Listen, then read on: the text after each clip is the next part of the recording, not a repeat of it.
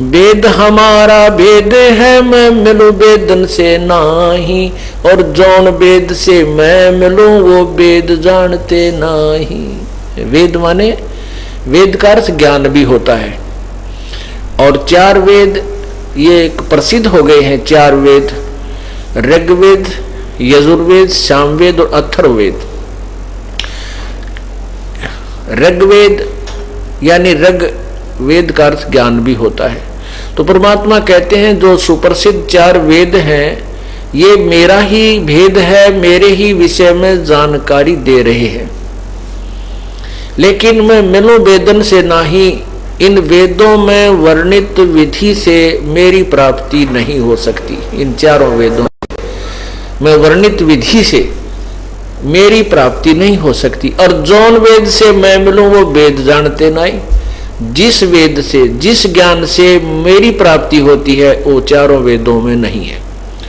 क्योंकि यजुर्वेद अध्याय नंबर 40 के श्लोक 10 में स्पष्ट किया है कि परमात्मा को कोई तो साकार बताता है, जन्म लेने वाला, कोई निराकार बताता है कि वो कभी जन्म ही नहीं लेता।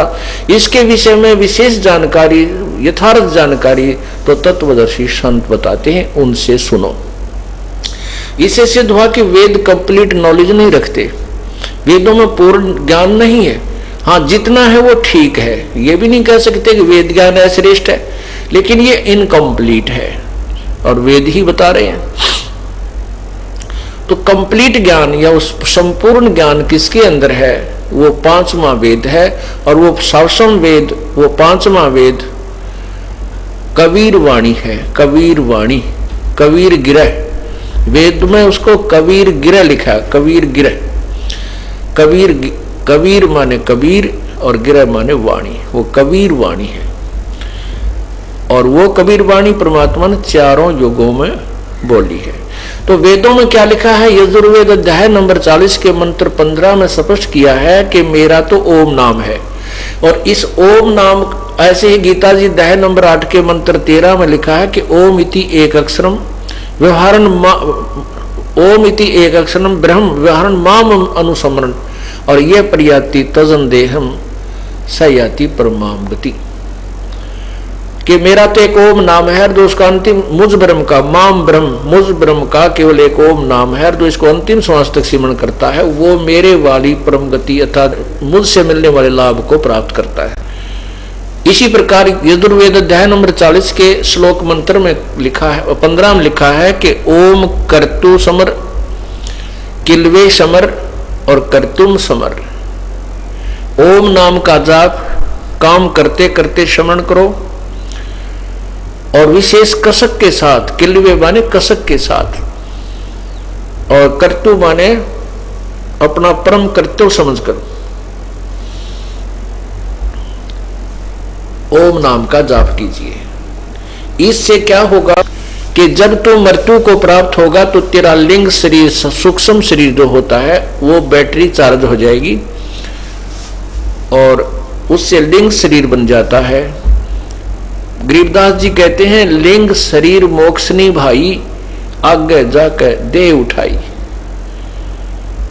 यानी लिंग शरीर का अर्थ होता चमकीला, कुछ उसमें ताकत बन जाती है भक्ति की और उससे रोशनी आती है, उसमें नूर बन जाता है और फिर उस कमाई उसका प्रतीक होता है कि ये भक्त था, भक्ति की है इसने, तो स्वर्ग आदि में वो देव बन जाता है, उस महास्वर्ग अर्थात ब्रह्मलोक में चला जाता है, वहां अपनी पुण्य कमाई को समाप्त करके फिर लौटकर संसार में आ जाता है। क्योंकि गीता जी अध्याय नंबर 8 के मंत्र 16 में स्पष्ट किया है कि ब्रह्मलोक तक सभी लोग पुनर्वृत्ति में, अर्थात वहां गए हुए प्राणी भी लौटकर संसार में आते हैं।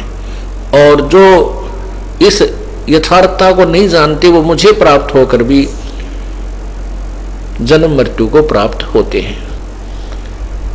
इस प्रकार पूर्ण परमात्मा ने आकर के बताया था कि वेद हमारा भेद है, मेरा ही वेद है, कबीर परमेश्वर कहते थे। पर मैं मिलूं वेदन से नाही, और जौन वेद से मैं मिलूं वो वेद जानते नहीं। जिस भी वेद से, जिस भी ज्ञान से अर्थात तत्व ज्ञान से मैं मिलूंगा उसका वेदों में वर्णन नहीं है। इसी प्रकार पवित्र गीता जी अध्याय नंबर 4 के श्लोक 34 में, वैसे तो 29, 30, 31 में स्पष्ट किया है कि कोई तो इस प्रकार पूजा करता है, कोई इस प्रकार पूजा करता है, कोई किसी प्रकार पूजा करता है, लेकिन चौथे अध्याय के 32वें श्लोक में लिखा है कि उस पूर्ण परमात्मा के मुख्य ज्ञान में, उन्हीं के मुख कमल से उच्चारित जो तत्व वास्तविक ज्ञान है, उसमें नाना प्रकार की भक्ति विधि विस्तार से लिखी है। उसके बारे में लिखा है चौथे अध्याय के 34वें श्लोक में कि उस ज्ञान को समझ, जो 8वें अध्याय के 32वें श्लोक में लिखा है ना कि पूर्ण परमात्मा ने अपने मुख कमल से अपने मुख्य ज्ञान अर्थात तत्व ज्ञान में बहुत प्रकार की विस्तृत विधि प्रभु के पाने की लिखी है। उस ज्ञान को समझ चौथे अध्याय के 34वें श्लोक में कहा है। और उसके लिए तत्वदर्शी संतों की खोज कर और उनको दंडवत प्रणाम करने से, कपट छोड़कर उनकी सेवा करने से, विनम्र भाव से उनसे प्रसन्न करने से वो तत्वदर्शी संत उस परमात्म तत्व की, पूर्ण परमात्मा के विषय में जो जानकारी देंगे, उस तत्व ज्ञान को सुन और जैसे वो कहें फिर ऐसे कर उस परमपिता को प्राप्त होगा।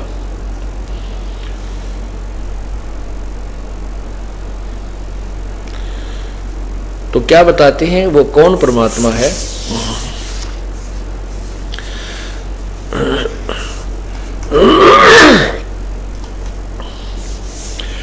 तत् कहन को राम है दूजा नहीं देवा, ब्रह्मा विष्णु महेश से जागी करते हैं सेवा। ये तत् कहन को राम है दूजा नहीं देवा, ब्रह्मा विष्णु महेश से जाकी करते हैं सेवा।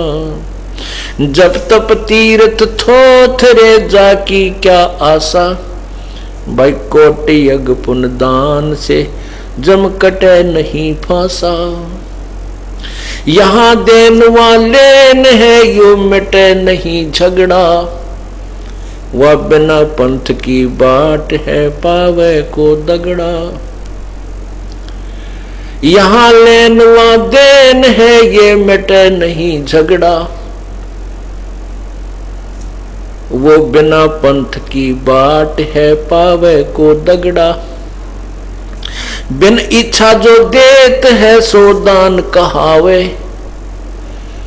बिन इच्छा जो देत है सो दान कहावे।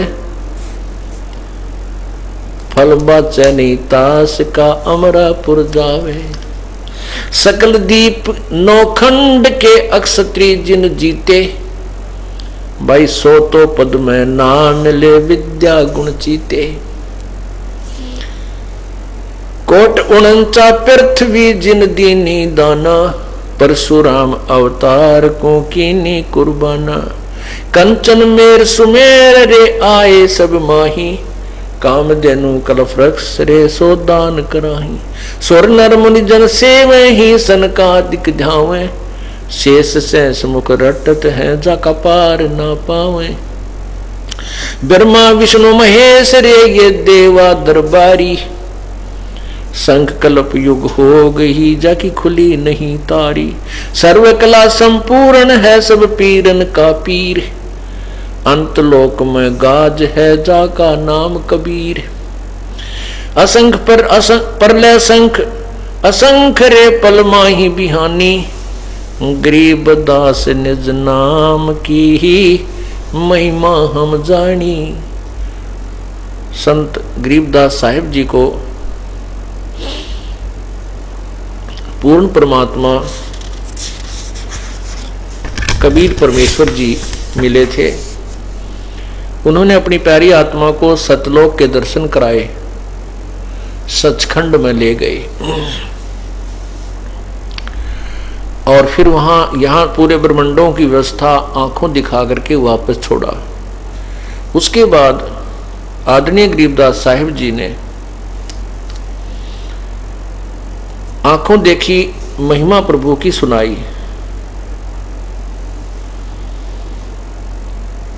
वो अभी आपने सुनी।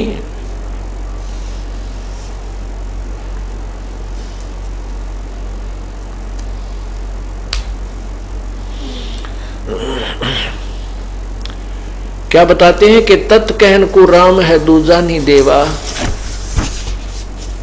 तत् राम तत् ब्रह्म। जैसा कि आपने गीता जी अध्याय 7 के श्लोक 29 में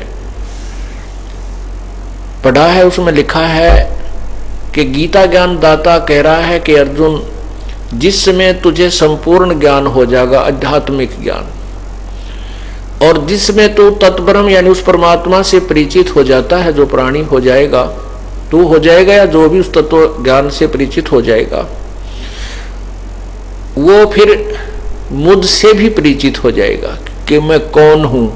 गीता जी अध्याय नंबर 11 के श्लोक 32 में स्वयं कह रहे हैं गीता ज्ञानदाता कि मैं काल हूं, सबको खाने के लिए आया हूं। और 11वें अध्याय के 21वें श्लोक में स्वयं अर्जुन आंखों देखा हाल बता रहा है कि प्रभु, आप तो इन देवताओं को भी खा रहे हो, आप तो इन ऋषियों को भी खा रहे हैं, सिद्धों को भी खा रहे हैं, जो आप ही से मंगल कामना कर रहे हैं, आपके मंगल अच्छे अच्छे स्तोत्रों से आपकी स्तुति कर रहे हैं और आपसे मंगल हो, बख्श दो आप कह रहे हैं। लेकिन आप इन सबको खा रहे हैं, कुछ आपकी जाड़ा में लटक रहे हैं और आप सब संसार आपके मुख में समा रहे हैं। ये देवता भी झुंड के झुंड, इनका समूह का समूह आप खा रहे हो। तो गीता ज्ञानदाता कहता है कि जब तत्वदर्शी संत ये पूरा विस्तार तो बताओगा, तुझे सब निर्णय हो जाएगा, मुझे भी जानेगा मैं क्या हूं, मैं काल हूं, और तत्ब्रह्म को भी समझेगा। तो वो व्यक्ति फिर यहाँ इस संसार की कुछ भी वस्तु नहीं मांगता, किसी भी वस्तु की इच्छा नहीं करता, वह केवल जरा मरण से छुटकारा पाने के लिए प्रयत्न करता है। गीता जी के अध्याय 7 में कुल 30 मंत्र हैं, ये 29 में आपको सुनाया। तो 8वें अध्याय के प्रथम श्लोक में अर्जुन ने प्रश्न किया कि हे परमात्मा, फिर कौन है वो तत्परम, किम तत्ब्रह्म पुरुषोत्तम, किम अध्यात्म, किम अधिभूत अधिदेव, ये कौन है वो किम तत्ब्रह्म, वो तत्ब्रह्म, वो परमात्मा कौन है। गीता ज्ञानदाता ने 8वें अध्याय के 3रे मंत्र में उत्तर दिया है, वो परम अक्षर ब्रह्म है। तो यहां भी वो कहते हैं कि तत्ब्रह्म, गरीबदास जी महाराज वही गीता जी के ज्ञान को अपनी सिंपल लैंग्वेज में प्रभु की कृपा से बता रहे हैं। तत् कहन को राम है दूजा नहीं देवा, और कोई प्रभु नहीं है। देव माने प्रभु, परमात्मा। जैसे अन्य देवताओं की पूजा कहते हैं ना, जो हम दूसरे को, वो भी भगवान है, वो भी राम है, प्रभु हैं, छोटे छोटे स्वामी हैं, कहते हैं उन देवताओं की पूजा नहीं करनी चाहिए। गीता जी मना किया है। अन्य देवताओं की पूजा मूर्ख लोग करते हैं। एक परमात्मा को छोड़कर अन्य देवताओं की जो पूजा करते हैं वो अज्ञानी लोग, मंदबुद्धि के लोग क्या करते हैं। तो ये कहते हैं कि तत् कहन को राम है, वो तत् राम तत् ब्रह्म, वह परमात्मा, वो प्रभु, वो ही एक भगवान है कहने को, और कोई देव नहीं है, कोई भगवान, उसको परमात्मा, अन्य परमात्मा नहीं कहलाते। जैसे कहने को तो हम सभी को साफ बोलते हैं, लेकिन जो सुप्रीम पावर होती है उसकी महिमा न्यारी ही होती है। क्या बताना चाहते हैं कि जैसे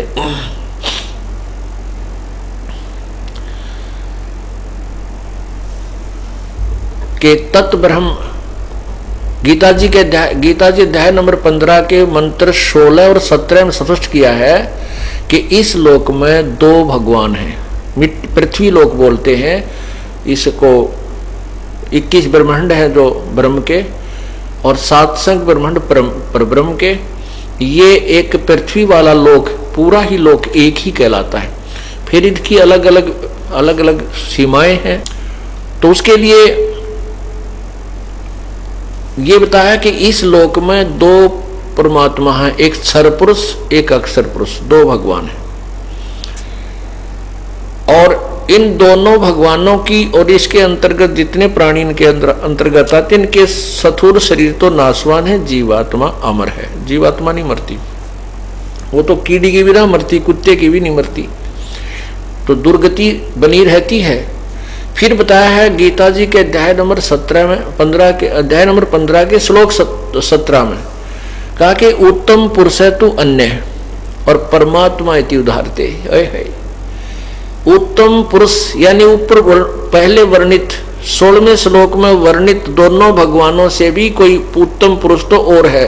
क्षर पुरुष ये ब्रह्म है, अक्षर पुरुष ये परब्रह्म। इनसे कोई और है उत्तम परमात्मा, सर्वश्रेष्ठ प्रभु, पुरुषोत्तम। वास्तव में जो पुरुषोत्तम कहा जाता है, पुरुष माने परमात्मा, उत्तम माने श्रेष्ठ, वो पुरुषोत्तम यानी वास्तव में पुरुषोत्तम। तो इनसे भी कोई और है और उसको भगवान परमात्मा इति उदाहरते, उसको भगवान कहा जाता है, परमात्मा। अब आपको परमात्मा की डेफिनेशन बताई जाएगी। परमात्मा वैसे तो परमात्मा का अर्थ होता श्रेष्ठ आत्मा, उत्तिष्ठ आत्मा, उत्तिष्ठ उभरी हुई आत्मा, श्रेष्ठ आत्मा। अब वास्तव परमात्मा कौन है ये समझना है। अब इस श्लोक में गीता जी अध्याय नंबर 15 के श्लोक 17 में स्पष्ट कर रहे हैं कि उत्तम पुरुष है तू अन्य। वो तो गीता ज्ञान दाता खुद कह रहा है कि वो तो कोई और भगवान है। वो तत्वरम जो 7वें अध्याय के 29वें श्लोक में और 8वें अध्याय के तीसरे मंत्र में स्पष्ट किया है, उसी के विषय में यह जानकारी है कि उत्तम पुरुष है तू अन्य और परमात्मा इति उदाहरते, जिसको भगवान कहा जाता है वो भगवान कहलाता है।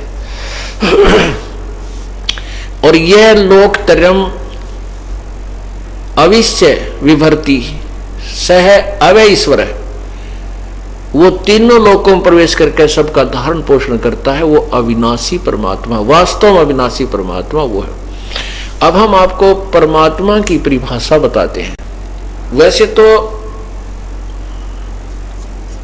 राम कहो, साहेब कहो, अल्लाह गॉड खुदा कहो,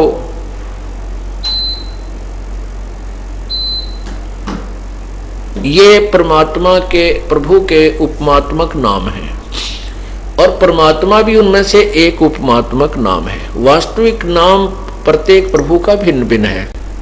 अब पूर्ण परमात्मा का वास्तविक नाम कबीर देव है, कबीर।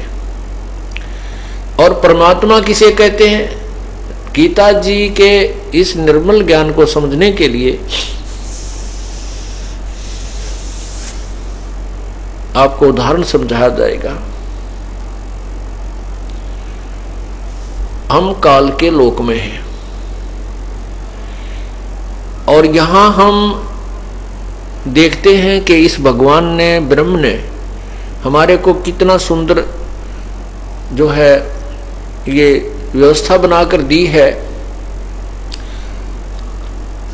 कितनी बड़ी पृथ्वी है, इसके ऊपर फलदार वृक्ष, बाग बगीचे, आम, सेब, संतरे, काजू और जमीन के नीचे मीठा पानी, कहीं से झरने बह रहे हैं और सूर्य किस प्रकार हमें रोशनी दे रहा है, कितने अच्छे दिन और रात बन रहे हैं। तो हम ये सोचते हैं देखो भगवान कितना दयालु है, परमात्मा कितना दयालु है, ये भगवान हमें कितनी सुविधा दिए हुए है। परमात्मा ने हमारे को अच्छे जड़ी बूटियां दी हैं, अच्छे काजू किस्म, सेब, संतरे, आम, कितने अच्छे फल दिए हैं और कितना निर्मल पानी, किस प्रकार गंगा जैसी नदी बहा रखी है। तो इन व्यवस्थाओं को देखकर हमें ये काल भगवान नजर आता है, बहुत दयालु है, परमात्मा नजर आता है। परमात्मा का अर्थ होता भगवान। भगवान उसे कहते हैं जो केवल सुख दे, खाने पीने की वस्तु हमें दे लेकिन दुख ना दे, उसे भगवान कहते हैं। अब ये काल भी हमें भगवान नजर आता है क्योंकि ये सब सुविधाएं हमें दे रहा है, लेकिन ये परमात्मा नहीं है। लेकिन ये परमात्मा जैसा लगता है, ये भगवान जैसा है, लेकिन ये भगवान नहीं है। भगवान उसे कहते हैं जो सारी सुख सुविधाएं हमें उपलब्ध कराए, सब सर्वभोग हमें दे, लेकिन हमें दुख ना देवे। अब जैसे आपने देखा है कसाई बकरे पालता है वो कसाई बकरे पालता है, उसका उनको बकरों को बड़ी सुविधा देता है, उनके लिए शेड डाल देता है, झोपड़ी होती थी पहले, झोपड़ी डाल देता है, और चारों तरफ उसके एक अच्छा डिफेंस कर देता है। उनके चारों तरफ जो है उनके डिफेंस के लिए बड़ी बड़ी बाड़ लगा देता है, अंदर ही तालाब बना देता है, उसमें बहुत लंबे खेत चरागाह होते हैं और वो झाड़ बोझड़े उसके अंदर ही उन बकरों का आहार होता है। तो वो बकरे उस कसाई को अपना स्वामी मानते हैं, वो सोचते हैं हमारा स्वामी कितना दयालु है, हमारी कितनी सुख सुविधाओं का ध्यान रखता है, पानी पिलाता है, अलग से चारा डालता है, कोई बीमार हो जाता है उसका इलाज कराता है। तो वो भोले जीव, वो अज्ञानी जीव उस कसाई को अपना भगवान समझ लेते हैं। लेकिन उस कसाई का उनके पीछे जो वो इतनी सुविधाएं दे रहा है, कोई खास उद्देश्य है जिनको बकरे नहीं समझ सकते। अब जैसे कसाई जब बकरों के पास जाता है और वो देखता है, ऐसे हाथ लगाता है, वो तो देखता है ये कै किलो का हो गया, इसमें कितना मांस बन गया, कितना बिकेगा, कितनी कीमत का बन गया इसका मांस, और वो भोले जीव उसको अपना स्वामी समझकर उसको प्यार देते हैं, उसके साथ ऐसे प्यार से गर्दन लगाते हैं, जीभ से चाटते हैं, प्यार देने की चेष्टा करते हैं कि ये हमारा स्वामी है, हमारे को बहुत सुख सुविधाएं दे रहा है। और कसाई अपना उद्देश्य पूरा कर रहा है, वो देख रहा है कि कितने कै किलो का बन गया, कितना वजन बन गया इसके मांस में, ये कितने का बिकेगा। और जब आता है ऑर्डर उसको 20-30 बकरों का, उसमें वो ना देखता किसकी माँ को घेर रहा है, किसके बेटे को, किसकी बेटी को, यानी उसमें एक डंडी लेकर, लाठी लेकर उनको निकाल लेता 20-30 जिसे उसे चाहिए, और जाके कटवा देता है। कुछ आप खाता है, कुछ बेच देता है। पुण्यात्माओं, सेम प्रोसीजर ज्यों की तो फार्मूला हमारे ऊपर लागू है। आज हम बलि के बकरे हैं। परमात्मा कहते हैं खाई खुराका पैन पोशाका यम का बकरा पलता है, ये काल का बकरे पल रहे हो। एक्सीडेंट हो जाता है, एक एक्सीडेंट में एक परिवार के 2-2, 3-3, 4-4 व्यक्ति मर जाते हैं। फ्लड आ जाता है, भूकंप आ जाता है, एक परिवार के परिवार पूरे नष्ट हो जाते हैं। साइक्लोन आ जाता, समुद्री तूफान आ जाता है, गांव के गांव उजड़ जाते हैं। और फिर भी हम इसको दयालु भगवान कहते हैं, क्योंकि हम अबोध प्राणी हैं, हमें मालूम नहीं हम हमारे को किस लिए बांध रखा, क्या उद्देश्य हमारा जन्म और मृत्यु का। आज हम सोचते हैं ये बेटा मेरा है, बेटी मेरी है, ये कार मेरी है, कोठी मेरी है, ये मेरा है, फला मेरा है, और अभी मृत्यु हो जाए, कल मृत्यु हो जाए किसी एक्सीडेंट से, बीमारी से, वैसे तो क्या है अपना, कुछ भी नहीं है, ये धोखा है। इस धोखे को मिटाने के लिए तत्व ज्ञान परमात्मा ने प्रदान किया है। और हम इतने कमजोर होगी बुद्धि हमारी, हमारे ऊपर इतना प्रेशर है इन तीनों गुणों का, रजगुण ब्रह्मा, सदगुण विष्णु, तमगुण शिव जी का, कि हम इतना ज्ञान सुनकर भी सचेत नहीं हो पाते। इतना दबाव है, प्रेशर है। ये परमात्मा भी जानते हैं कि भोले जीव हैं, इनको बुद्धि इतनी ही दे रखी है। अब परमात्मा आपको सहयोग देगा, भक्ति देगा, आपके अंदर कमाई प्रवेश कर देगा राम नाम की, धन पुण्य की, फिर आपकी बुद्धि उठने लगेगी, आत्मा प्रबल होगी, और साथ में आपके जो अड़े हुए काम ऐसे ठीक करेगा, आपको पूर्ण विश्वास अपने भगवान पर हो जाएगा। और फिर कुछ दिनों के बाद ये तत्व ज्ञान हो जाएगा, और फिर ये काल का जाल आपके पूर्ण रूप से समझ में आ जाएगा। तो यहां क्या बताया है कि ये परमात्मा दिखे, ये काल जो है ये भी परमात्मा कैसा नजर आता है, लेकिन इसका परम रूप काल है। और परमात्मा उसको कहते हैं जो सुख दे दुख नहीं दे। कबीर परमात्मा है, वही तत्ब्रह्म यानी वो परमात्मा है। जैसे और वो सतलोक में जाने के बाद हमें सुख है, सुख देगा, ना वहां मृत्यु है, पुनर्जन्म नहीं। एक बार वहां जाकर हमें व्यवस्था होगी, हमारा जन्म होगा, पुनर्जन्म नहीं है वहां। फिर उसके वहां ऐसा ही शरीर है, ऐसा ही अपना मनुष्य जैसा आकार है, लेकिन वो शरीर का मटेरियल बहुत अच्छा है, वो खत्म नहीं होता, वो टूटता फूटता नहीं, उसमें ऑपरेशन आदि नहीं करवाने होते, वो मृत्यु नहीं होती वहां पर, वो गलता सड़ता नहीं है, वो नूर का है, तेज का है, तेज तत्व से बना। जैसे ये 5 तत्वों के मिश्रण से बना हुआ है और वो 500 तत्व इसमें कहीं नजर नहीं आते, जो इसी प्रकार वो एक तत्व से बना हुआ शरीर हमें मिलेगा, बहुत सुंदर शरीर होगा। वहां एक ही तत्व के, नूरी तत्व के सब फल, आहार और जलपान उसी के होंगे, बहुत स्वादिष्ट होंगे, और वहां कभी मृत्यु नहीं होगी, कोई कष्ट नहीं, ना बेटा मरे ना बेटी मरे, ना राग है ना द्वेष है। शंखों लहर मेहर की उपजे, कहर नहीं जा कोई, दास गरीब अचल अविनाशी, शोक का सागर सोई। शंखों लहर मेहर की उपजे, कहर नहीं जा कोई, दास गरीब अचल अविनाशी, सुख का सागर सोई। शंखों लहर, जैसे कई बार ऐसी स्थिति आ जाती है अपनी कि हम अंदर ही अंदर इतने खुश होते हैं कि हमें कोई भी पराया नजर नहीं आता, ना कोई शत्रु नजर आता है। ऐसी अंदर अंदर इतनी हिलोर सी उठती है, एक सुख सा अपने आप, एक ऐसी हिलोर आती है, सब अपने से नजर आते हैं। किसी के साथ कोई मन मुटाव है, उसके प्रति भी ऐसा लगता है कि जैसे वो बुरा आदमी नहीं है। तो वो रहती है कुछ समय के लिए, और कभी कभी उठती है हफ्ते 10 दिन में। और परमात्मा कहते हैं वो जो सुख होता है, वो एक लहर आई सुख की, ऐसी ऐसी सतलोक में कहते हैं शंखों लहर मेहर की उपजे, वह मेहर की लहर थी। और उसके बाद फिर यहाँ पर कैर ही कैर है, उसको ऐसे कर दूंगा, वो न्यू क्यों बोला, उसने ऐसा कर दूंगा, उसने पैसे नहीं दिए हैं, वो ऐसा हो गया, उसको ऐसे कर दूंगा। 36 प्रकार का कैर हमारे ऊपर टूट जाता है, हजारों प्रकार का, और उसी कहर में हम इस जीवन को व्यतीत करते रहते हैं।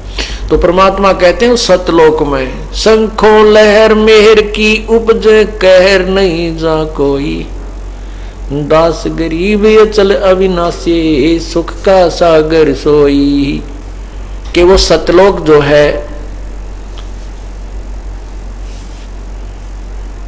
सुख का सागर है, वहां पर कोई कष्ट प्राणी को नहीं है। तो यहां बता रहे हैं कि तत् कहन को राम है दूजा नहीं देवा। अगर हम किसी को परमात्मा कहें तो केवल कबीर भगवान है, सतपुरुष परमात्मा है, और परमात्मा नहीं। परमात्मा का आप अर्थ समझ गए होंगे।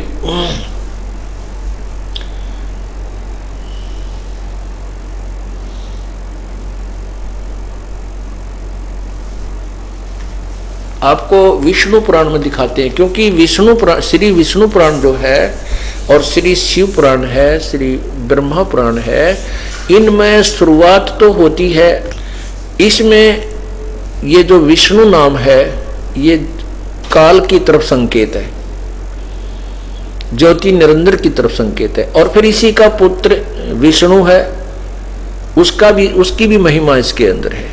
तो यहां लिखा है श्री विष्णु पुराण में कि उस विष्णु का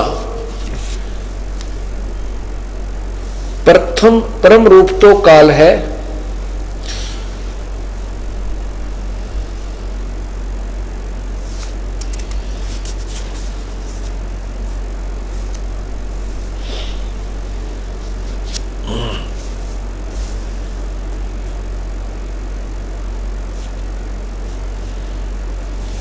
प्रथम तो रूप पुरुष है, लेकिन परम रूप उसका काल है। पुरुष माने प्रभु। अब वो वैसे देखा जैसे स्वाभाविक हम देखते हैं कितनी अच्छी सुविधा है, अच्छी हवा बह रही है, और खाने पीने की व्यवस्था बहुत है, जमीन में कितना अच्छा जल मिलता है, सर्दियों में गर्म और गर्मियों में ठंडा शीतल जल मिलता है, झरने बह रहे हैं, दरिया बह रही है। कहते इससे प्रथम तो ऐसा दिखे जैसे वो भगवान जैसा है, प्रभु जैसा है, लेकिन इसका परम रूप काल है। अब देखिएगा श्री शिव पुराण,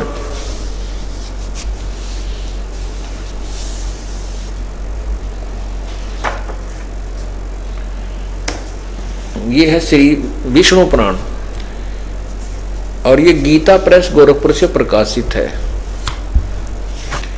इसके अनुवादक हैं मुनीलाल गुप्त, अनुवादक हैं मुनीलाल गुप्त।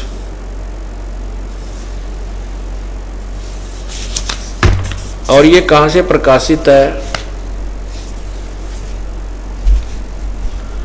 प्रकाशक में मुद्रक गीता प्रेस गोरखपुर, गोविंद भवन कार्यालय कोलकाता का संस्थान। इसके प्रश्न नंबर 4 पर आप देखिए,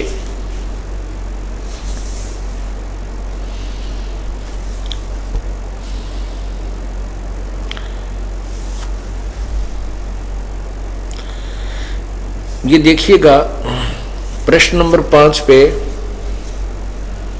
प्रथम अंश अध्याय 2, प्रथम अंश अध्याय 2,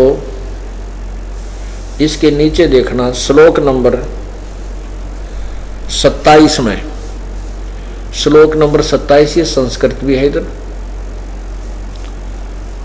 ये संस्कृत भी है और यहां इसका अनुवाद किया। हे मैत्रेय,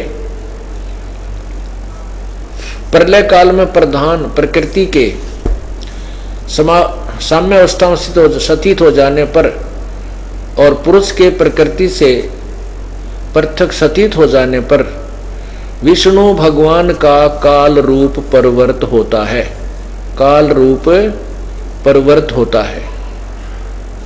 अच्छा, अब क्या बताए हैं?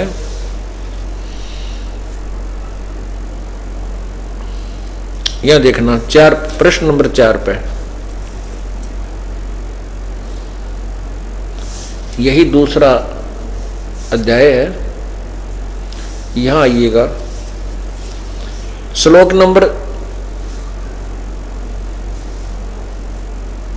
14 में, श्लोक नंबर 15 में, हे द्विज, ये लिखा है, हे द्विज यानी हे ब्राह्मण, परब्रह्म का प्रथम रूप, ये काल को परब्रह्म कहते हैं।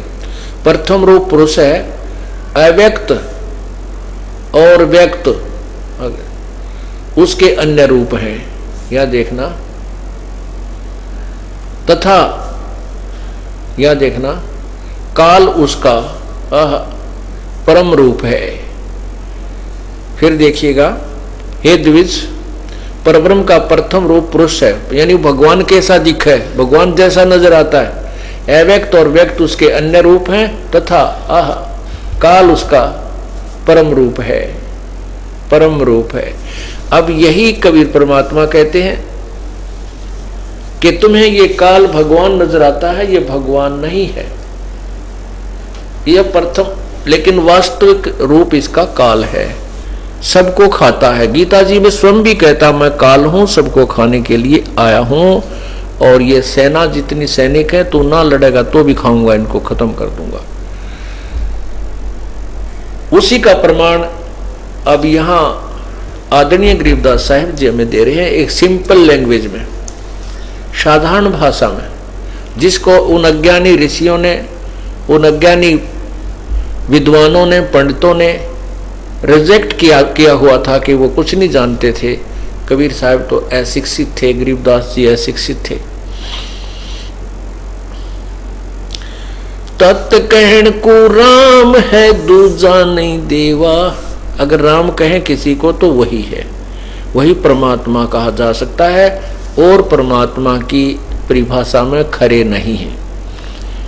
वैसे तो पति का अर्थ भी भगवान होता है, स्वामी होता है, प्रभु कहो। अब एक परिवार का मुखिया भी स्वामी होता है, वो भी स्वामी की संज्ञा में है। एक राजा है, वो भी स्वामी है, नरेश कहते हैं उसको। नरेश, नर माने आदमी, ईश माने उनका मालिक, स्वामी, आदमियों का स्वामी, पति, उनका प्रमुख। लेकिन कितना अंतर हो जाता नरेश और एक छोटे से परिवार के सदस्य मुखिया में। इसी प्रकार कहते हैं अगर हम परमात्मा किसी को कहें तो और दूसरा नहीं, केवल एक कबीर परमात्मा है। ऐसा ही गीता जी के अध्याय नंबर 15 के श्लोक 17 में स्पष्ट किया है कि उत्तम पुरुषतु अन्य परमात्मा इति उदाहरते, जिसको भगवान कहा जाता है। और यह लोकतरम पर अविश्य विभर्ति स अवय ईश्वर, जो तीनों लोकों में प्रवेश करके सबका धारण पोषण करता है, वह अविनाशी परमात्मा है। उसी का प्रमाण दे रहे। तत् कहण को राम है दूजा नहीं देवा, ब्रह्मा विष्णु महेश से जाकी करते हैं सेवा। ये ब्रह्मा विष्णु महेश जैसे भी उसी की पूजा करते हैं। गीता ज्ञान दाता भी कहता है कि मैं उसी की शरण में हूं, उसी की पूजा करनी चाहिए। अपनात्मा ये पूजा तो करते हैं उसी पूर्ण परमात्मा की, लेकिन करने की विधि का ज्ञान नहीं है। इसलिए अपनी अटकलों से इन्होंने, किसी ने तप का सहयोग लिया है, किसी ने केवल ओम नाम का जाप, या किसी ने किसी, जैसे ये गायत्री मंत्र बना रखा था इन अनजान लोगों ने, गायत्री ओम भूर्भुवः स्वः तत्सवितुर्वरेण्यं भर्गो देवस्य धीमहि धियो यो न प्रचोदयात्। इस नाम भी गोट्या करते बिना वेरों पहले। ये क्या है किसी को नहीं मालूम था। कोई किसा तुक्के मारा, कोई कैसे तुक्के मार रहा था। ये यजुर्वेद के अध्याय 36 का मंत्र नंबर 3 है। उसके साथ ओम शब्द नहीं है, ओम अक्षर नहीं है, और ओम अक्षर इस श्लोक के साथ नहीं लगना चाहिए, क्योंकि ओम जो है ये ब्रह्म का जाप है, और इस मंत्र में पूर्ण परमात्मा की महिमा है। यदि हम राष्ट्रपति के साथ डीसी साहब कहें, राष्ट्रपति को डीसी साहब, यदि हम राष्ट्रपति को साथ में डीसी कहें तो वो क्या समझेगा हमारी बुद्धि को कि ये मूर्ख है, प्रसन्न नहीं होगा बल्कि नाराज होगा। तो ओम जाप इस मंत्र के साथ नहीं लगना चाहिए। आप देखिएगा यजुर्वेद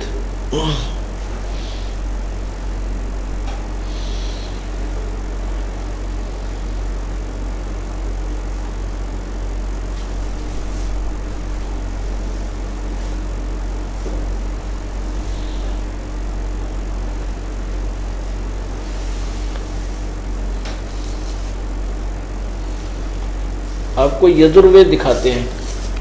ये श्लोक है 36वें अध्याय का 3रा मंत्र, और इसको एक ही श्लोक की आवर्ती करने से, आवर्ती माने रिपीटेशन, इसको बार बार रिपीट करने से ही मोक्ष मान रखा था। नहीं, ये मंत्र बुरा नहीं।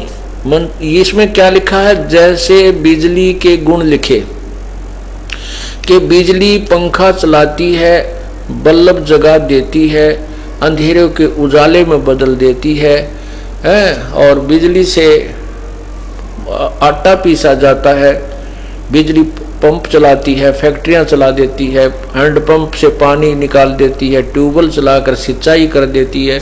तो ये गुण हैं, ये बिल्कुल सत्य हैं, और इनको बार बार ऐसे ही कहते रहे। बिजली पंखा चलाती है, अंधेरे को उजाले में बदल देती है, ट्यूबवेलों से पानी निकाल देती है। ऐसा करते रहो, बिजली के लाभ आपको प्राप्त हो जाएंगे। जो बिजली के गुण बोल रहे हो ये तुम्हें मिल जाएंगे, ऐसा नहीं। वो विधि, ये तो जानकारी हुई कि बिजली वो ऐसे ऐसे गुण रखती है, वो गुण कैसे प्राप्त होंगे उसके लिए प्रोसीजर अलग है, वो विधि अलग है। कनेक्शन लेना होता है, उसके फॉर्म भरने होते हैं, उसकी फीस डिपॉजिट करनी होती है, तब वो कनेक्शन मिलता है। कनेक्शन मिलने के बाद वो बिजली पावर अपने काम पूरे करती है जो उसके गुणों में लिखा हुआ है। ऐसे ही यजुर्वेद के 36वें अध्याय के 3रे मंत्र का बार बार रेपिटेशन करने से, आवर्ती करने से परमात्मा के उस लाभ को प्राप्त नहीं कर सकते जिस जो वो वर्णन कर रहा है श्लोक। भूर्भुवः स्वः तत्सवितुर्, ओम नहीं है। पहले आपको यही दिखाता हूं।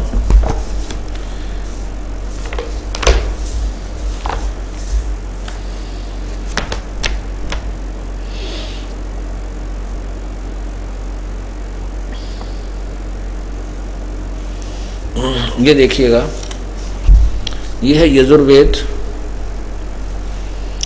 यजुर्वेद महर्षि दानंद सरस्वती द्वारा अनुवादित, इसका अनुवाद किया गया है।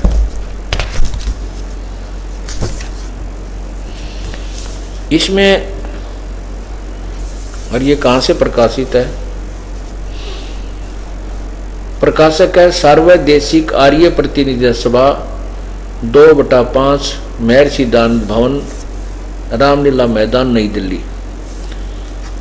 इसमें देखना, ये है 33वां अध्याय यानी 36वां अध्याय। इसका ये तीसरा मंत्र है। ये देखना इधर, तृतीय मंत्र।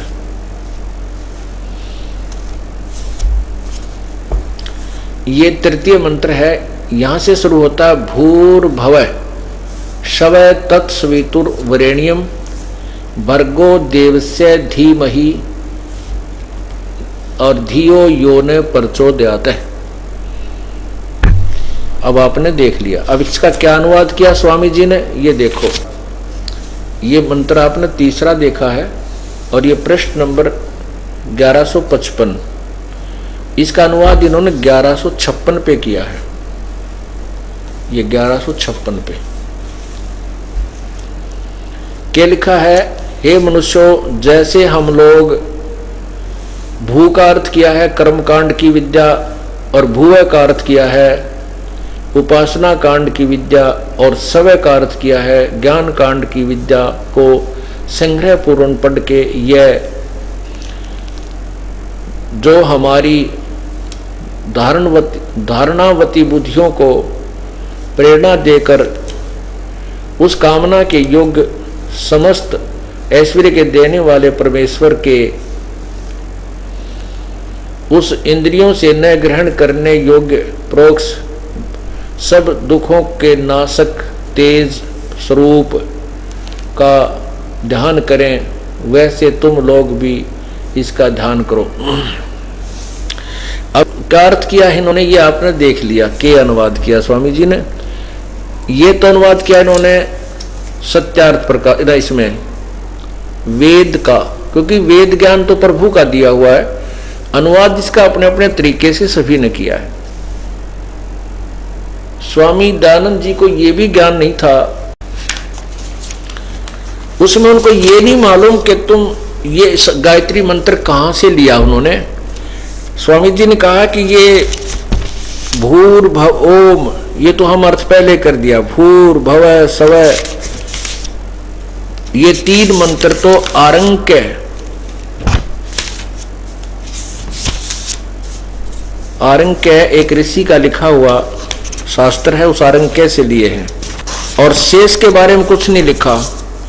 इसके अनुवाद में और उसके अनुवाद में दिन रात का अंतर है। इसमें लिखा है भू का अर्थ कर्मकांड की विद्या, ज्ञान कांड की विद्या आदि आदि। ये देखिए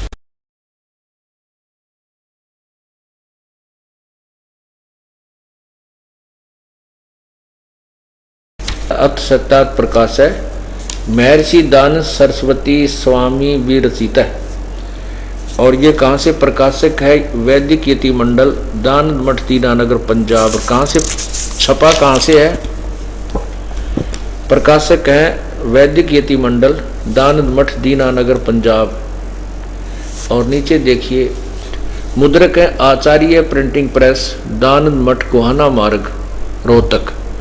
इसके अंदर तीसरे समोल्लास में 38 पृष्ठ पे अब देखो, ये स्वामी जी ने, ये है 38 पृष्ठ और ये समोल्लास है तृतीय। इसमें ओम ये है,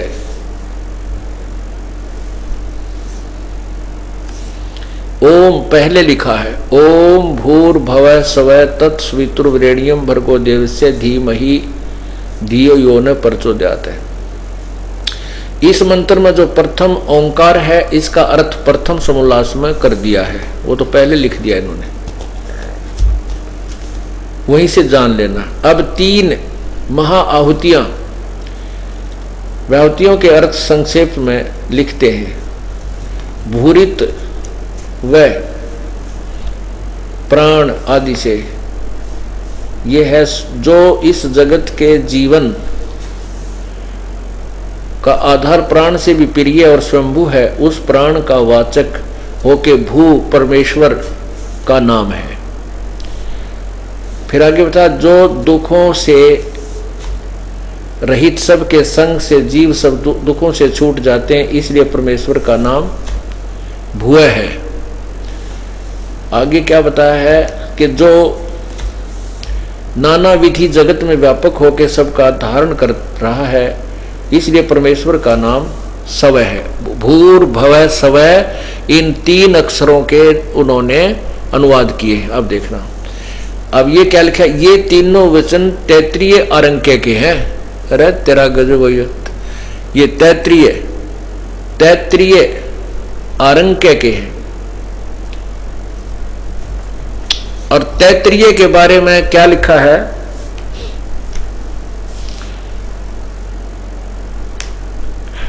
एक याज्ञवल्क्य नामक एक ऋषि हुआ है, याज्ञवल्क्य, और वो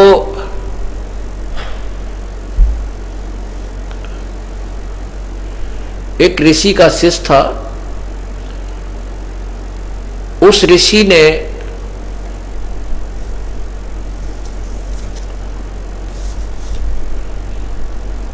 एक संतों की, ऋषियों की आज्ञा का उल्लंघन कर दिया था याज्ञवल्क्य की गुरु ने, और जिससे उनको श्राप लग गया ब्रह्म हत्या का।